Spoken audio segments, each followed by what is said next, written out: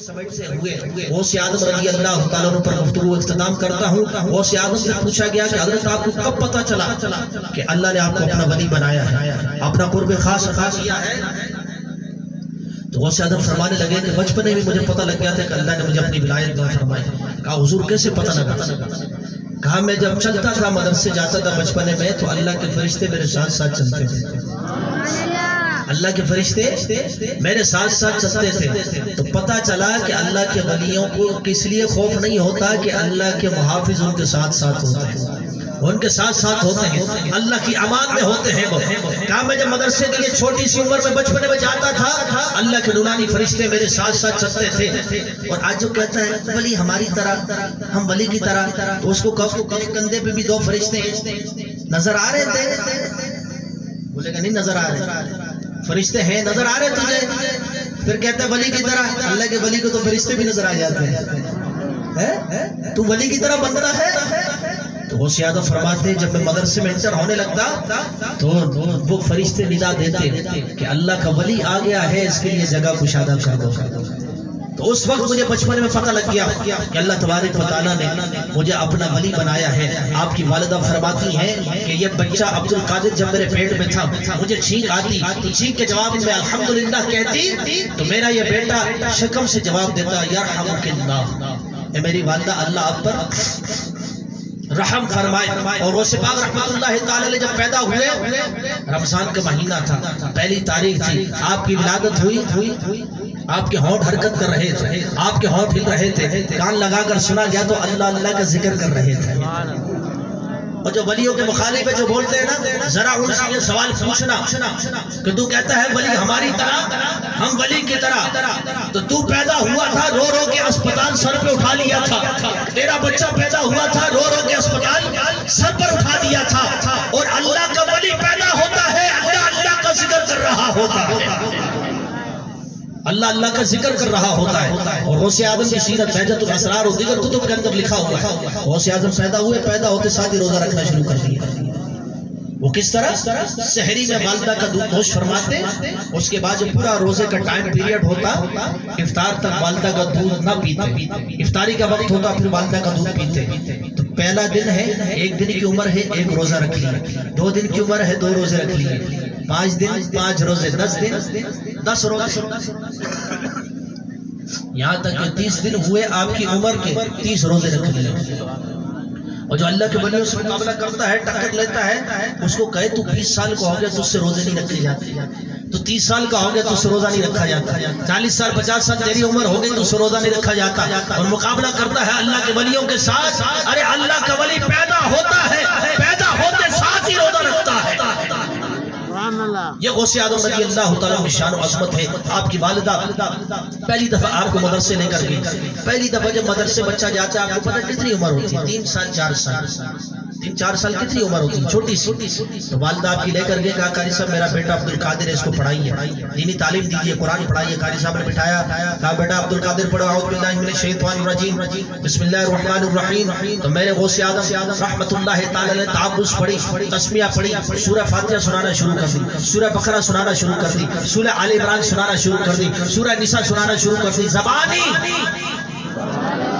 پہلا دن ہے مدرسے کا, چھوٹی سی عمر ہے, پہلا پارہ زبانی سنا دیا, دوسرا پارہ زبانی سنا دیا, تیسرا پارہ زبانی سنا دیا, جناب والا چوتھا 5واں 7واں 8واں پارہ, جہاں تک کہ میرے پیر و مرشد شیخ عبد القادر جیلانی نے 18 پارے زبانی سنا دیا. قاری صاحب حیرت سے تک رہے کہ یہ پڑھنے آیا ہے یا پڑھانے آیا ہے؟ یہ پڑھنے آیا ہے یا پڑھانے آیا ہے؟ ہاں بیٹا آگے بھی پڑھو. تو میرے پیر و مرشد غوث اعظم فرمانے لگے قاری صاحب مجھے 18 پارے یاد, میں آج پڑھنے آیا تو 19 پارہ پڑھنے آیا. قاری صاحب حیران سکتے میں, کہا بیٹا اتنی چھوٹی سی عمر ہے, پہلی دفعہ مدرسے آئے ہو پڑھنے کے لیے, یہ 18 پارے کہاں سے حفظ کر لیے, یہ 18 پارے کہاں سے یاد کر لیے؟ جو ماں باپ ہیں, جو والدین ہیں, ذرا توجہ رکھیے گا. شیخ عبد القادر جیلانی فرمانے لگے کہ میری والدہ کو بھی قاری صاحب 18 پارے یاد تھے. میں جب اپنی والدہ کے شکم میں تھا میری والدہ چلتے پھرتے اٹھتے بیٹھتے یہ 18 پارے دہراتی تھی, سن کر یاد کر لی. اللہ کے ولی کی یہ شان ہوتی ہے کہ یہاں سے سن کر چیخ کا جواب بھی دے رہا ہے اپنی ماں کو، اور یہاں سے سن کر 18 پارے یاد کر لیے ہیں، یہ اللہ کے ولی ہے۔ تو میری والدہ سے میں نے یاد کیے، کہاں یاد کیے؟ شکم میں یاد کر لیے۔ اور اسی طرح سے ملتا جلتا حضرت بختیار کاکی رحمۃ اللہ تعالی کا واقعہ ہے۔ آپ بھی پہلی دفعہ مدرسے گئے، اتنی ننھی سی عمر سے پہلی دفعہ مدرسے جاتے ہیں، آپ نے 15 پارے زبانی سنا دیے۔ یہ اولیاء کرام کی شان ہے۔ اور اب بھی اگر کوئی بولے تو اسے کہو تو ولی سے مقابلہ کرتا ہے، ارے تجھے 2 سال قاری مار مار کر پڑھاتا رہا، پھر کہیں جا کر تو حافظ قرآن بنا، تجھے 4 سال قاری مار مار کر تھک گیا، پھر کہیں جا کر تو حافظ قرآن بنا، اور بات تو اس میں ڈیٹ ہوتے ہیں 6 سال تجھے قاری مار مار کر تھک گیا، پھر کہیں جا کر تو حافظ قرآن بنا۔ ارے اللہ کا ولی پہلی دفعہ مدرسے جاتا ہے، کوئی 18 پارے سنا دیتا ہے، کوئی 15 پارے سنا ولی سے مقابلہ کرتا ہے۔ وہ صفات رضی اللہ تعالیٰ کی شان ہے۔ دوستو یہ اولیاء کرام کی شان، اپنے خواجہ صاحب کی شان سنیں، غوث اعظم کی شان سنیں، حضرت ابراہیم بن آدم کی شان سنیں۔ اولیاء کرام کا بڑا مقام و مرتبہ ہے، لیکن شامل محترم یہ اولیاء کرام کی سیرت کا ایک پہلو ہے۔ میں جہاں بھی جاتا ہوں کوشش کرتا ہوں کہ دونوں پہلوؤں کو اجاگر کیا جائے۔ ایک پہلو آپ نے سن لیا کہ اولیاء کرام کی یہ شان ہے، یہ مقام ہے، یہ مرتبہ ہے، یہ کرامات ہیں۔ غوث اعظم نے مردوں کو بھی زندہ کیا، غوث اعظم نے کشتی ڈوبی ہوئی کشتی کو بھی نکال دیا، غوث اعظم نے مرغی کو بھی زندہ کیا، پرندوں کو بھی زندہ کیا۔ ٹھیک ہے، یہ اولیاء کرام کی سیرت کا ایک پہلو ہے۔ لیکن دوستو یاد رکھیے اولیاء کرام کی سیرت کا ایک دوسرا پہلو ہے، وہ کیا؟ ان کی عبادت، ان کی ریاض، ان کے ذکر و اذکار، ان کے مجاہدات، ان کی تلاوت قرآن۔ میں آپ کو بتاؤں غوث اعظم کی دوسرا پہلو سیرت کا، غوث اعظم خود فرماتے ہیں کہ میں نے 25 سال عراق کے جنگلوں میں گزارے۔ کتنے؟ بولے نہیں۔ میں کہا کرتا ہوں کہ کچھ باتیں ایسی ہوتی ہیں بیان کے اندر کہ وہ یاد رکھنے والی ہوتی ہیں، آپ کو ساری زندگی کام آئے گا۔ پورا بیان نہیں تو کچھ ایسے نکات ہمیں جو ہے وہ یاد رکھنے چاہیے جو ہمیں کام آئیں گے۔ غوث اعظم فرماتے 25 سال میں نے عراق کے جنگلوں میں گزارے رب کو راضی کرنے کے، عبادت، ریاضت، مجاہدات، چلہ کشی کے لیے 25 سال عراق کے جنگلوں میں گزارے۔ یہ بھی اولیاء کرام کی سیرت کا ایک پہلو ہے، اس کو بھی ہمیں سننا چاہیے، سمجھنا چاہیے، عمل کرنا چاہیے۔ پھر غوث اعظم خود فرماتے ہیں کہ میں نے 15 سال تک روزانہ رات کے نوافل کے اندر ایک قرآن مجید ختم فرمایا۔ اونچا بولیے سبحان اللہ۔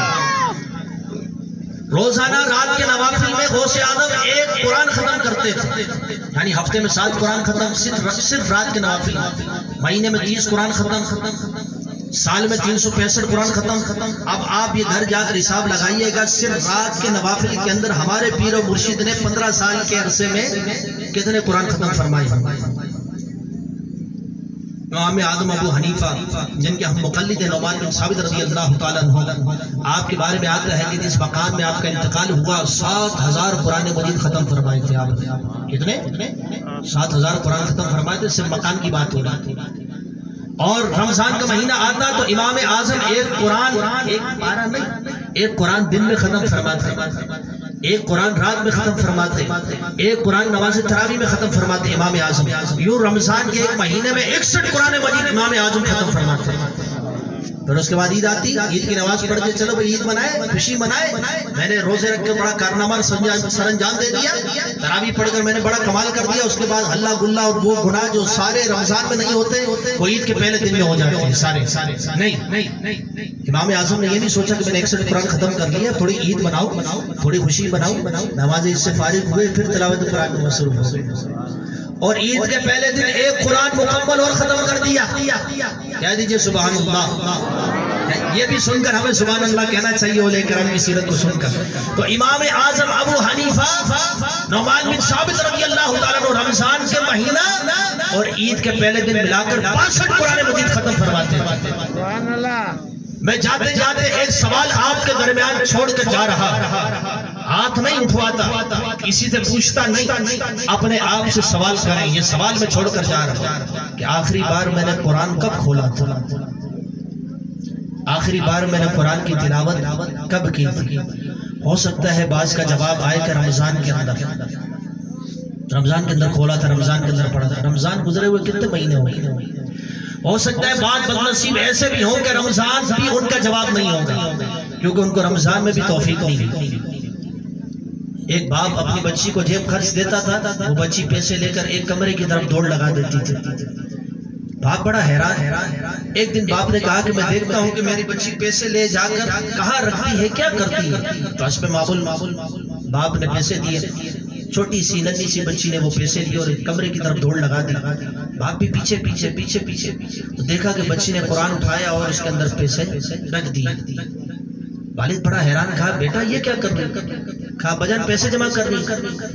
توجہ کے ساتھ سنیے گا۔ کہا ابا جان پیسے جمع کر رہی ہوں۔ کہا بیٹا قرآن میں کون پیسے جمع کرتا ہے؟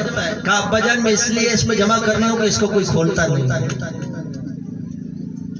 وہ بچی چھوٹی سی بچی، باپ کی آنکھوں سے آنسو جاری ہو گئے، رونا شروع ہو گیا کہ واقعی میں میری بیٹی سچ کہہ رہی ہے، تو اس کو تو کوئی کھولتا ہی نہیں۔ بچی کہنے لگی ابا جان اس کو کوئی کھولتا نہیں ہے اس کتاب کو، اس لیے میرا پیسہ اس میں محفوظ ہے، اس لیے میں قرآن میں پیسے جمع کر رہا ہوں۔ سنیو، آج برکت کے لیے ہم نے قرآن گھر پر رکھ دیا، آج برکت حاصل کرنے کے لیے الماری کے اوپر تاک کے اوپر قرآن رکھا ہوا ہے۔ آج اس محفل یارویں شریف سے جا کر قرآن کو اٹھانا اور ذرا چیک کرنا کہ اس کے اوپر مٹی کتنی، اس کے اوپر گرد کتنا جمع ہوا، اور ذرا سوچنا کہ میں نے آخری مرتبہ اس قرآن کو کب کھولا تھا اور کب پڑھا۔ تو یہ ہے اولیاء کرام کی سیرت کا دوسرا پہلو، ان کی عبادات، ان کی ریاضات، ان کی تلاوت قرآن۔ ہم ان کے نام لیوا ہے، ہم ان سے محبت کرنے والے ہیں، لیکن ہم نے صرف 11ویں 12ویں لنگر کھانا، جیسے ہمارے استاد صاحب فرماتے تھے، باتیں تھوڑی سخت ہیں لیکن جناب بالا حقیقت پر مبنی ہے۔ ہمارے استاد صاحب فرماتے تھے لنگر کھایا، پیٹ پر ہاتھ دیا، ڈکا دیا اور چلے گئے۔ کتنے ایسے اس مجمع میں بیٹھے ہوں گے جنہوں نے ابھی تک عشاء کی نماز نہیں پڑھی ہوگی۔ ہماری مسجد ویران، ہمارے مدارس ویران، کتنے ایسے ہوں گے جو ابھی چلے جائیں گے کھا پی کے لنگر، لیکن صبح فجر کی توفیق نہیں ہوتی۔ ہماری مسجد ویران۔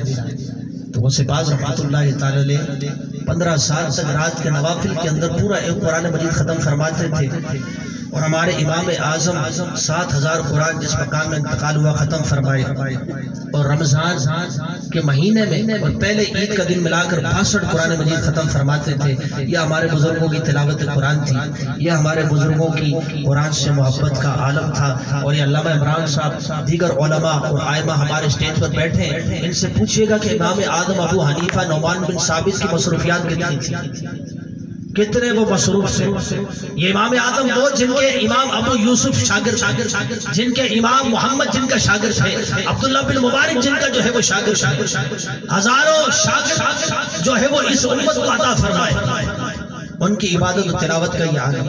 ایک مرتبہ غوث اعظم فرماتے ہیں کہ ایک رات نفس نے سستی دلائی کہ عبد القادر آج تھوڑا آرام کر لے، تھوڑا آرام کر کے پھر اٹھ کر عبادت کر لینا، تلاوت کر لینا، نوافل پڑھ لینا۔ غوث اعظم فرماتے ہیں جس جگہ پر یہ وسوسہ آیا تھا، ایک قدم بھی آگے پیچھے نہیں کیا، وہیں پر ایک قدم ہوا میں اٹھا دیا اور دوسرے ایک پاؤں پہ کھڑے ہو کر پورا قرآن مجید ختم فرمایا۔ اونچا بولیے سبحان اللہ، اونچا بولیے سبحان اللہ۔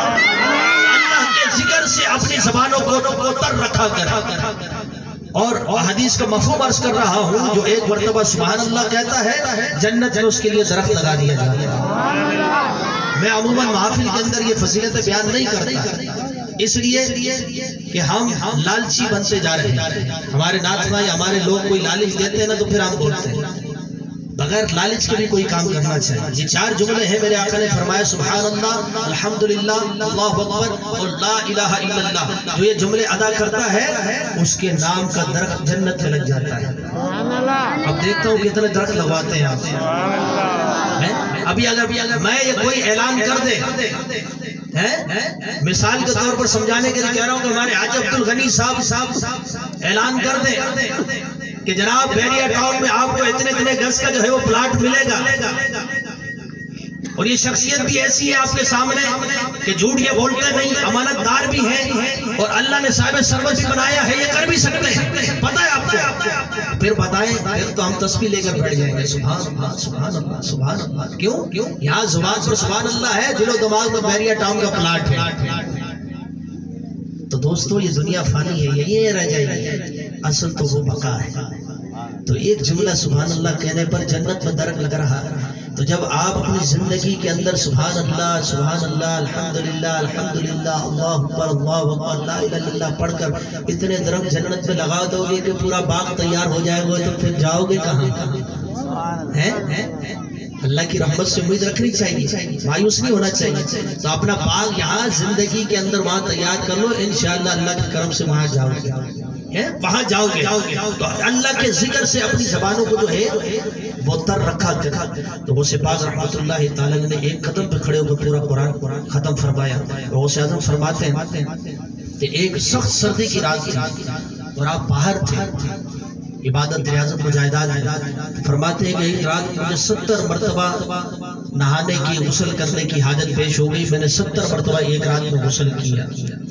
یہ بھی ان کی سیرت کا ایک پہلو ہے. ابھی سردیاں آنے والی ہیں، سردی میں مشکل ہو جاتی ہے، پریشانی ہو جاتی ہے، بہت سارے لوگ اس میں سستی کر جاتے ہیں.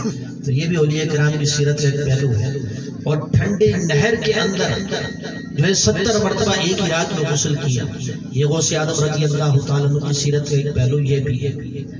تو ہمیں اس کو بھی اپنانا چاہیے اور اپنی زندگی میں شامل کرنا چاہیے.